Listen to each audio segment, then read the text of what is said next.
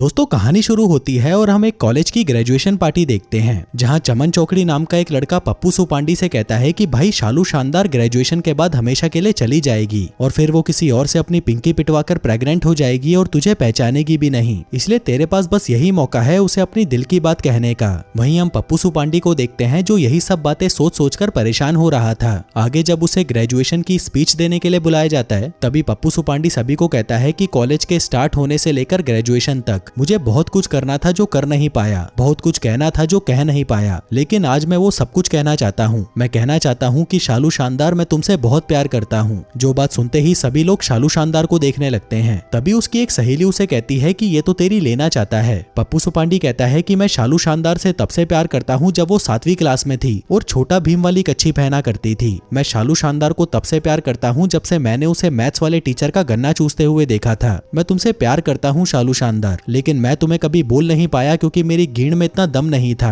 और तुमने भी मुझसे कभी बात नहीं की। लेकिन अब मुझे कोई फर्क नहीं पड़ता क्योंकि मैं तुमसे बहुत प्यार करता हूँ। मेरी जान, तुम सोच रही होगी कि तुम्हारी बेस्ट फ्रेंड इस बारे में क्या सोचेगी, लेकिन मुझे कोई शर्म नहीं है ये बोलने में कि वो एक नंबर की भीड़ की लिमड़ी है, और मुझे कोई शर्म नहीं है ये बात बताने में कि हमारी क्लास में एक मोटा भैंस का बच्चा डेनिस है जिसके माँ बाप शायद उसे बहुत पीटते होंगे और उसे कभी प्यार भी नहीं मिला, इसलिए वो दूसरों को तंग करता है। मुझे कोई शर्म नहीं है ये बताने में कि जोगिंदर जहरीला एक नंबर का चूतिया आदमी है जो अपने से छोटी लड़की मेरी शालू शानदार को पटाकर बैठा है। और आखिर में मुझे कोई शर्म नहीं है ये बताने में कि मेरा सच्चा दोस्त चमन चौकड़ी एक छक्का है। वहीं चमन चौकड़ी कहता है कि नहीं, मैं नहीं हूँ। पप्पू सुपांडी कहता है कि भाई तू है, तुझे नहीं पता पर तू है। अब वो आगे भी कुछ बताने लगता है पर तभी उसकी टीचर आकर उसे रोक देती है। इसके बाद जब पप्पू सुपांडी वहाँ से बाहर आता है तो वह देखता है कि उसने जिस जिसके बारे में भी बुरा भला बोला था वो सभी उससे खुन्नस खाकर बैठे थे और उसकी गीण तोड़ना चाहते थे। तभी शालू शानदार पप्पू सुपांडी के पास आती है और कहती है कि तुमने मुझे बहुत शर्मिंदा किया, लेकिन वो मुझे अच्छा भी लगा।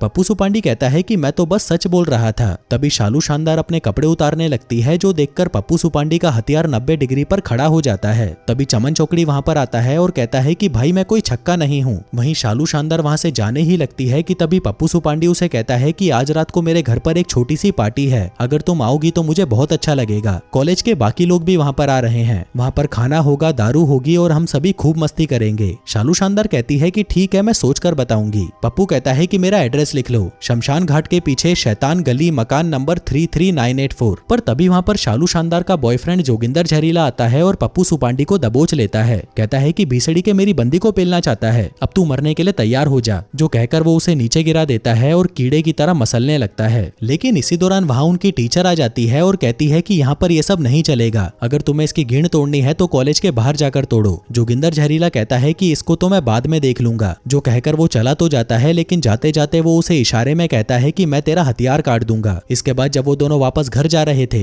तभी चमन चौकड़ी कहता है कि भाई मैं छक्का नहीं हूँ। पप्पू सुपांडी कहता है कि कोई बात नहीं, पर सबके लिए ये एक्सेप्ट करना मुश्किल होता है। चमन चौकड़ी कहता है कि नहीं, मैं सच में नहीं हूँ और तुझे ऐसा क्यों लगता है। तभी पप्पू सुपांडी को अपने बचपन का वो पल याद आता है जब वो चमन चौकड़ी के साथ एक एक्शन वाली मूवी देख रहा था। तभी चमन चौकड़ी कहता है कि भाई हम दोनों भी ऐसे ही लड़ाई करेंगे, लेकिन अपनी अपनी पिचकारियों के साथ। जो सुनकर पप्पू सुपांडी घबरा जाता है कि कहीं ये साला मेरी मार ना ले। फिर शाम होते ही चमन चौकड़ी पप्पू सुपांडी के घर पर आता है जहाँ पर पप्पू आज रात की पार्टी की तैयारी कर रहा था। चमन चौकड़ी उसे कहता है कि भाई इतना सब कुछ करने की क्या जरूरत थी, शालू शानदार तो यहाँ पर आने नहीं वाली। पप्पू सुपांडी कहता है कि कोई बात नहीं, लेकिन मुझे अपनी तैयारी पूरी करनी है। इसी दौरान वहाँ पर पप्पू सुपांडी के माँ बाप आते हैं जहाँ उसका बाप उसे एक शैंपेन निकाल कर देता है और कहता है कि इसको पीने के बाद तुम दोनों एक दूसरे की मारने मत लग जाना, और ये हमारे फोन नंबर हैं, अगर कोई मर जाए या हमारे घर में आग लग जाए तो पहले पुलिस को कॉल करना। हम दोनों आज रात को घर से बाहर रहेंगे तो घर का पूरा ख्याल रखना और मजे करना। जिसके बाद जाने से पहले पप्पू सुपांडी का बाप उन्हें मर्दों वाली एडवाइस देकर जाता है।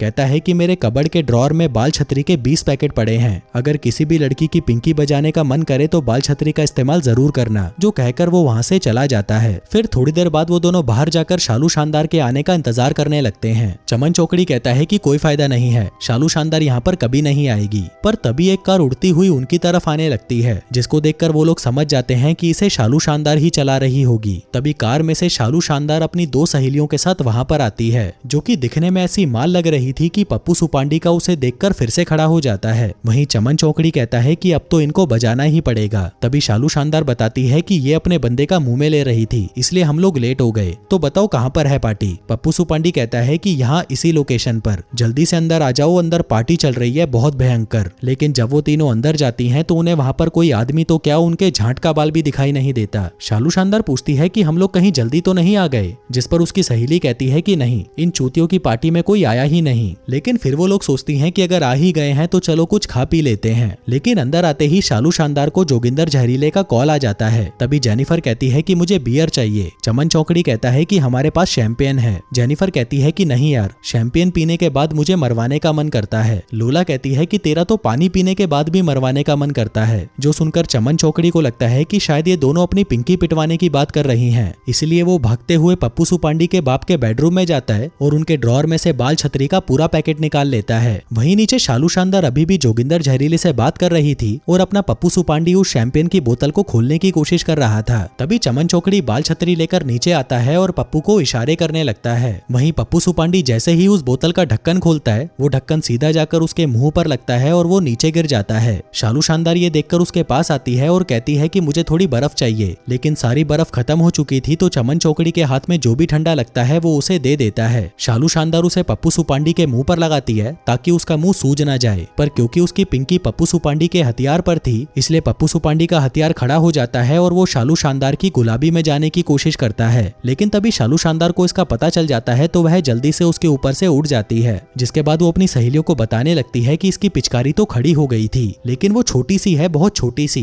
तभी पप्पू जैसे तैसे अपनी पिचकारी को संभालते हुए खड़ा होता है। वहीं जेनिफर चमन चौकड़ी के पास वो बाल छतरी के पैकेट्स देख लेती है। तभी शालू शानदार कहती है कि अच्छा तो तुम लोग हमें पेलना चाहते थे। पप्पू सुपांडी कहता है कि नहीं यार, ये तो मेरे बाप के हैं। उधर जेनिफर एक पैकेट में से गुब्बारा निकालती है और उसे फुलाने लगती है। जिसके बाद वो तीनों वहां से वापस जाने लगते हैं। लेकिन तभी अचानक वो देखते हैं कि जोगिंदर जहरीला वहां पर अपने दोस्तों के साथ आ रहा है। वहीं जेनिफर दरवाजा खोलकर उन्हें बुलाने लगती है, पर तभी पप्पू सुपांडी दरवाजा बंद कर देता है और कहता है कि जोगिंदर जहरीला मेरी घींड तोड़ने आ रहा है। शालू शानदार कहती है कि ऐसा नहीं है, ज्यादा से ज्यादा वो तुम्हें एक दो घुसंड पिला देगा और कुछ नहीं। लेकिन पप्पू सुपांडी की तो फटकर 64 हो रखी थी तो वह घर के सारे दरवाजे और खिड़कियां बंद करने लगता है। लेकिन घर के पीछे का दरवाजा खुला था और वहीं से जोगिंदर जहरीला अंदर आ जाता है। पर तभी शालू शानदार उसे कहती है कि मेरी जान, तुमने मुझे ढूंढ ही लिया। जिस पर जोगिंदर जहरीला कहता है कि मैं यहाँ पर तेरी लेने नहीं बल्कि इस मच्छर को मसलने आया हूँ। जो कहकर वो घर में तोड़फोड़ मचाना शुरू कर देता है। वो पप्पू से कहता है कि आज तो मैं तेरी जान लेकर ही रहूंगा। जिसके बाद वो उन दोनों पर अंधाधुन अटैक करने लगते हैं। पप्पू कहता है कि भीसड़ी के मैं तुझे प्रॉपर्टी डैमेज करने के जुर्म में अंदर करवा दूंगा। लेकिन जोगिंदर जहरीले को इससे घंटा कोई फर्क नहीं पड़ता। तभी पप्पू और चमन चौकड़ी भागते हुए ऊपर चले जाते हैं। जोगिंदर जहरीला भी उनके पीछे आता है, लेकिन तभी पप्पू दरवाजा बंद कर देता है और कहता है कि हमें एक हथियार की जरूरत है। चमन चौकड़ी जल्दी से उसके सामान से कोई हथियार ढूंढने लगता है, लेकिन उसके हाथ में सिर्फ खिलौने वाली तलवार ही लगती है। इसी दौरान जोगिंदर जहरीला भी दरवाजा तोड़कर अंदर आ जाता है और चारों तरफ देखने लगता है। तभी वो ऊपर दीवार पर शालू शानदार की फोटो देखता है और सोचने लगता है कि जरूर ये फोटो देखकर हिलाता होगा। लेकिन तभी पीछे से पप्पू उसे कहता है कि मुझे पता है तू क्या सोच रहा है और हाँ, मैं इसे देखकर रोज हिलाता हूँ, लेकिन अब मेरी इस तलवार के आगे तू एक सेकंड भी नहीं टिक पाएगा। तभी जोगिंदर जहरीला वहां पर रखे कंकाल के हाथ निकालता है और उससे पप्पू को कुत्ते की तरह पीटने लगता है। पप्पू सुपांडी चमन चौकड़ी से मदद मांगता है, लेकिन चमन चौकड़ी की तो पहले से ही फटी पड़ी थी तो वह चुपचाप वहां से निकल जाता है। वहीं जोगिंदर जहरीला पप्पू को पेलने ही वाला था कि तभी शालू शानदार वहां पर आकर जोगिंदर जहरीले को बेहोश कर देती है और पप्पू से कहती है कि जल्दी भाग यहाँ से।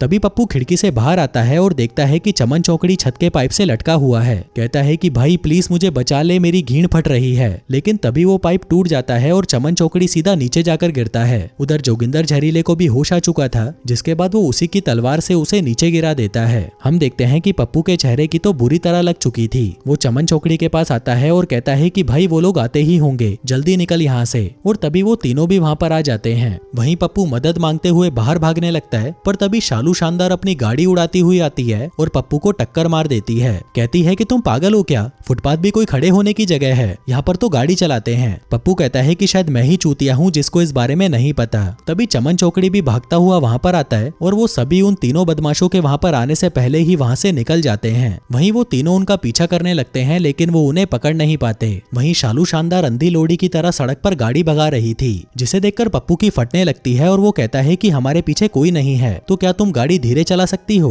लोला कहती है कि ये ऐसे ही गाड़ी चलाती है, इसने सलमान भाई से सीखा है। आगे पप्पू सुपांडी शालू शानदार को उसकी जान बचाने के लिए थैंक यू कहता है, जिस पर वो कहती है कि साले तू मेरी गाड़ी में जबरदस्ती घुसा था और मेरे बंदे ने माल फूका हुआ है इसलिए वो थोड़ा अग्रेसिव है। कल जब मैं उसका गन्ना चूसूंगी तो वो बिल्कुल ठीक हो जाएगा। तभी पप्पू कहता है कि क्या मैं तुम्हारा फोन यूज कर सकता हूँ, मुझे अपने डैड को कॉल करना है। जिसके बाद वो अपने बाप को कॉल करने लगता है। वहीं दूसरी तरफ हम पप्पू के बाप को देखते हैं जो उसकी माँ के साथ जंगल में जाकर मंगल करने में लगा हुआ था। तभी उसका फोन बजता है, लेकिन पप्पू का बाप उस फोन को उठाने की बजाय उसे अपनी वाइफ की कच्छी में डाल देता है। वहीं शालू शानदार को अचानक याद आता है कि जोगिंदर जहरीला उसका फोन ट्रैक करता है, इसलिए वो अपना फोन गाड़ी से बाहर फेंक देती है। इसके बाद वो लोग ऐसे ही घूमते फिरते एक पेट्रोल पंप के पास आकर रुकते हैं। शालू शानदार कहती है कि चलो बियर लेने चलते हैं। जिसके बाद पप्पू और शालू शानदार एक स्टोर में जाते हैं जहाँ से वो लोग बहुत सारी बियर और चखना उठा लेते हैं। लेकिन जैसे ही वो सारा सामान लेकर कैश काउंटर पर जाते हैं तभी काउंटर वाला लड़का बियर देखकर उनसे आईडी मांगने लगता है। शालू शानदार उसे आईडी निकाल कर दिखाती है, जो देखकर काउंटर वाला कहता है कि 37 साल के हिसाब से तुम कुछ ज्यादा जवान नहीं लग रही। वो कहती है कि हाँ मैं जिम जाती हूँ। काउंटर वाला कहता है कि मैं तुम्हें ऐसे बियर नहीं दे सकता, ये इलीगल है। शालू शानदार कहती है कि यार आज मेरी ग्रेजुएशन की रात है और अगर तुम साइड में चलो तो मैं तुम्हारा गन्ना भी चूस सकती हूँ। जो सुनकर कैश काउंटर वाला बहुत खुश हो जाता है और फिर 2-4 शॉट मारने के बाद वो शालू शानदार को बियर फ्री में दे देता है। आगे वो दोनों स्टोर से बाहर आते हैं जहाँ शालू शानदार बहुत खुश दिखाई दे रही थी, लेकिन पप्पू सुपांडी का चेहरा किसी मुरझाई हुई भीसड़ी के जैसा लग रहा था। जेनिफर पूछती है कि क्या तुमने बियर के बदले उसका गन्ना चूसा था। शालू शानदार कहती है कि हाँ यार मुझे करना पड़ा। तभी पप्पू कहता है कि ये वो शालू शानदार नहीं है जिसको मैं जानता था। जो सुनकर शालू शानदार को भी बुरा लगने लगता है। आगे जब सभी जंगल में दारू पी रहे थे तभी शालू शानदार एक बियर की बोतल को अपने दांतों से खोल देती है। उसे देखकर पप्पू भी एक बोतल को अपने दांतों से खोलने की कोशिश करता है, पर तभी उसका दांत टूटकर बाहर आ जाता है। शालू शानदार उसे उठाती है और कहती है कि क्या ये तुम्हारा दूध का दांत है। वो कहता है कि हाँ बस 3 दांत और बचे हैं। तभी शालू शानदार अपनी सहेलियों को इशारा करती हैं तो वो लोग मूतने का बहाना लगाकर वहां से चली जाती हैं। उधर पप्पू भी चमन चौकड़ी को इशारा करता है और वो भी मूतने का बहाना लगाकर चला जाता है। आगे वो तीनों जंगल में घूम रहे होते हैं कि तभी उन्हें वहां पर बहुत सारी गायें दिखाई देती हैं। अब उन गायों को देखकर उन तीनों के पिछवाड़े में चूल सी मचती है और वो उन्हें धक्का देकर नीचे गिराने की कोशिश करते हैं। उधर शालू शानदार पप्पू से पूछती है कि तुमने ऐसा क्यों बोला कि मैं वो शालू शानदार नहीं हूँ। पप्पू कहता है क्योंकि जिसे मैं जानता था वो बहुत ही निडर और कूल थी। वो कुछ बियर की बोतल्स के लिए किसी का भी मुंह में नहीं लेती। तुम इससे अच्छी लाइफ डिजर्व करती हो। वहीं दूसरी तरफ वो तीनों मिलकर एक गाय को धक्का मारने की कोशिश करते हैं, लेकिन जब उससे भी कुछ नहीं होता तो वो लोग वापस जाने लगते हैं। पर तभी वो सारी गायें उनके पीछे पड़ जाती हैं, जो देखकर वो वहां से भाग जाते हैं। आगे वो सभी वहां से वापस जाने लगते हैं, लेकिन तभी शालू शानदार गाड़ी की हेडलाइट्स बंद कर देती है और बहुत तेजी से गाड़ी चलाने लगती है। वहीं पप्पू की यहाँ पर फटी पड़ी थी क्योंकि उसे अपना अंत नजदीक आता दिखाई दे रहा था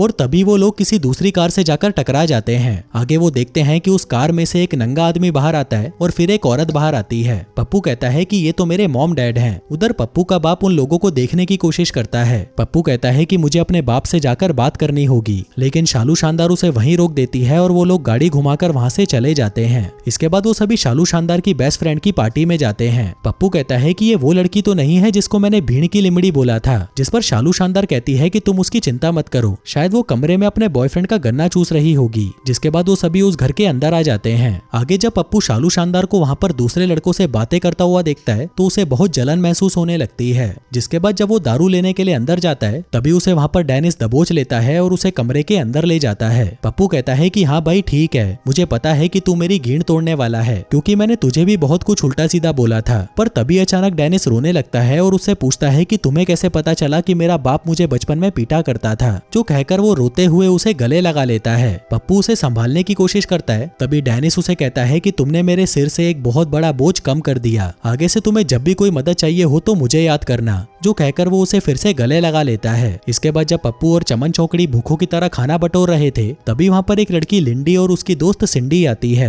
वो कहती है कि हमें तुम्हारे कॉलेज की स्पीच बहुत अच्छी लगी, लेकिन हमने सुना है कि जोगिंदर जहरीले ने तुम लोगों की खूब गींड कुटाई करी है। चमन चौकड़ी कहता है कि वो जोगिंदर जहरीला वो तो हमें हाथ भी नहीं लगा सकता, क्योंकि मेरे दोस्त पप्पू सुपांडी ने उसकी जो गींड कूटी है उसके बाद से तो जोगिंदर जहरीला 2 हफ्तों से हॉस्पिटल में भर्ती है। शायद अब तक वो थोड़ा ठीक भी हो गया होगा। सिंडी कहती है लेकिन वो तो ऊपर किसी लड़की की पिंकी बजा रहा है। जो सुनते ही उनकी फट जाती है और वो कहते हैं कि हम बहुत ज्यादा लेट हो चुके हैं, इसलिए अब हमें घर जाना होगा। जिसके बाद वो भागते हुए शालू शानदार के पास आते हैं और कहते हैं कि हमें अभी यहाँ से जाना होगा। और तभी शालू शानदार जोगिंदर जहरीले को देखती है जो कि उसी की बेस्ट फ्रेंड की पिंकी बजा रहा था। तभी जोगिंदर जहरीला भी पप्पू को वहाँ देखकर अपने दोस्तों को बुला लेता है। कहता है कि अब तो मैं तुम दोनों को मार डालूंगा। तभी शालू शानदार उसे रोकने की कोशिश करती है, लेकिन तभी जोगिंदर जहरीला उसे एक बाजारू औरत बोलकर पप्पू को घसीटता हुआ वहाँ से एक हॉल में ले आता है। जिसके बाद वो सभी एक एक करके उसकी गींड तोड़ना शुरू कर देते हैं। लेकिन तभी वहाँ पर उनका कोच आ जाता है और कहता है कि नहीं नहीं, ऐसा नहीं हो सकता,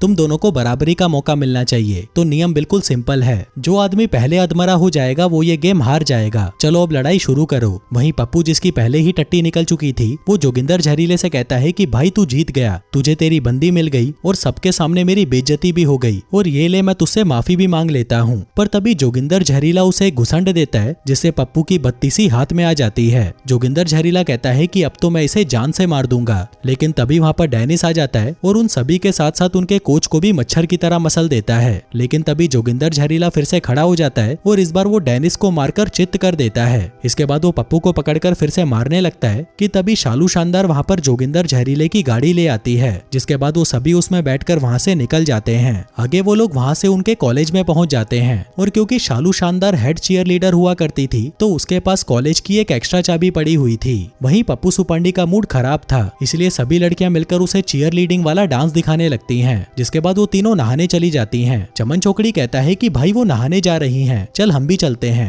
पप्पू सुपांडी कहता है कि भाई मैं चला तो जाऊं, लेकिन वहां जाकर मेरा खड़ा ही नहीं हुआ तो। चमन चौकड़ी कहता है कि देख भाई मेरा तो खड़ा है, इसलिए मैं जा रहा हूँ। जो कहकर वो भी उन लड़कियों के साथ नहाने के लिए अंदर चला जाता है। थोड़ी देर बाद पप्पू सुपांडी भी अंदर आ जाता है, जहाँ वो सभी लड़कियां नंगी बैठी हुई थी। तभी शालू शानदार उसे अपने पास बुलाती है और अपनी चूचियां दिखाकर कहती है कि जल्दी से आ जाओ, हम तुम्हारा इंतजार कर रही हैं। तभी पप्पू को वहाँ पर शालू शानदार की कच्छी पड़ी हुई दिखाई देती है, जो देखकर वो खुश हो जाता है और कहता है कि आज तो मैं इसको बजाकर ही रहूंगा। जिसके बाद वो भी अपने कपड़े उतारने लगता है। पर तभी वहाँ पर जोगिंदर जहरीला अपने दोस्तों के साथ आ जाता है और पप्पू सुपांडी को फिर से पीटने लगता है। कहता है कि अब तो तुझे मुझसे कोई नहीं बचा पाएगा। लेकिन तभी वहाँ पर चमन चौकड़ी आता है और अपने गीले तौलिए से सबके गोटे लाल कर देता है। दरअसल बचपन में चमन चौकड़ी को उसके स्कूल के बच्चे गीले तौलिए से मारा करते थे, इसलिए अपना बदला लेने के लिए वो भी गीले तौलिए से लड़ाई की प्रैक्टिस करने लगा। उधर पप्पू सुपांडी बाकी लड़कियों के साथ कॉलेज से बाहर आ जाता है और वहीं चमन चौकड़ी उन तीनों बदमाशों को मारकर ढेर कर देता है। जिसके बाद वो उन लड़कों की कार लेकर वहाँ से निकल जाते हैं। आगे वो लोग जंगलों से होते हुए जेनिफर के बाप के फार्म हाउस में पहुंच जाते हैं, जहाँ पहुंचकर वो लोग खूब दारू पीते हैं और फुल एंजॉय करते हैं। फिर थोड़ी ही देर में सुबह होने वाली थी तो शालू शानदार पप्पू सुपांडी को अपने साथ बाहर चलने को कहती है। आगे वो दोनों बाहर आते हैं और एक दूसरे से बातें करने लगते हैं। उधर अंदर चमन चौकड़ी दारू पीकर चूतियों वाली हरकतें कर रहा था।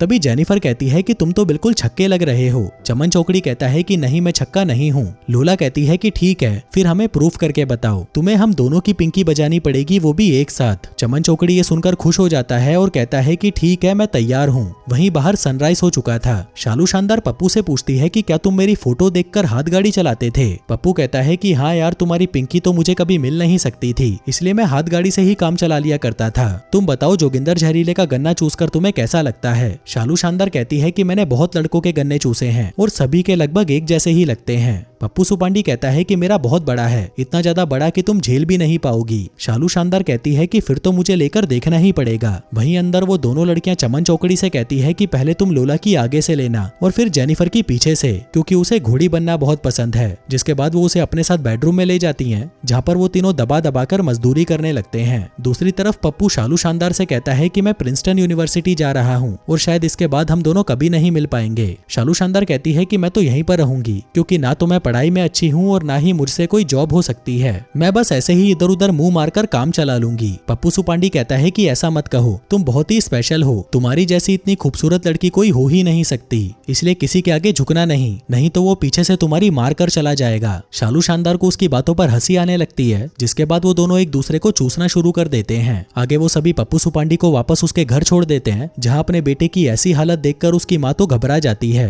कहती है कि शालू मरवाले ने ही तुम्हारी ऐसी हालत की होगी, मुझे ये लड़की बिल्कुल पसंद नहीं। लेकिन पप्पू के बाप को उस पर गर्व था कि फाइनली उसके बेटे ने एक लड़की पटा ही ली। कहता है कि मेरे बेटे अब तुझे इसके होल में गोल करना बाकी है और मुझे पता है कि तू वो भी कर लेगा। वहीं जाने से पहले शालू शानदार पप्पू सुपांडी को आखिरी गुड बाय कहती है, क्योंकि इसके बाद वो उसे कभी नहीं मिलेगी। पप्पू उसके गाल पर किस करता है, लेकिन शालू को इसमें मजा नहीं आता तो वो उसे पकड़कर पूरा ही चूस डालती है। पप्पू सुपांडी कहता है कि अब हम रीयूनियन पर मिलेंगे और तब तक अगर तुम सिंगल रही तो मैं तुमसे शादी कर लूंगा। शालू शानदार कहती है वादा रहा। जिसके बाद वो सभी वहां से चले जाते हैं। आगे चमन चौकड़ी पप्पू से कहता है कि शायद मैं छक्का हूँ, क्योंकि मुझे उनके साथ मजदूरी करके मजा नहीं आया। पप्पू कहता है कि मुझे पहले ही पता था, लेकिन अब तू मुझ पे डोरे मत डालना। और दोस्तों इसी के साथ ही ये कहानी यहीं खत्म हो जाती है। धन्यवाद।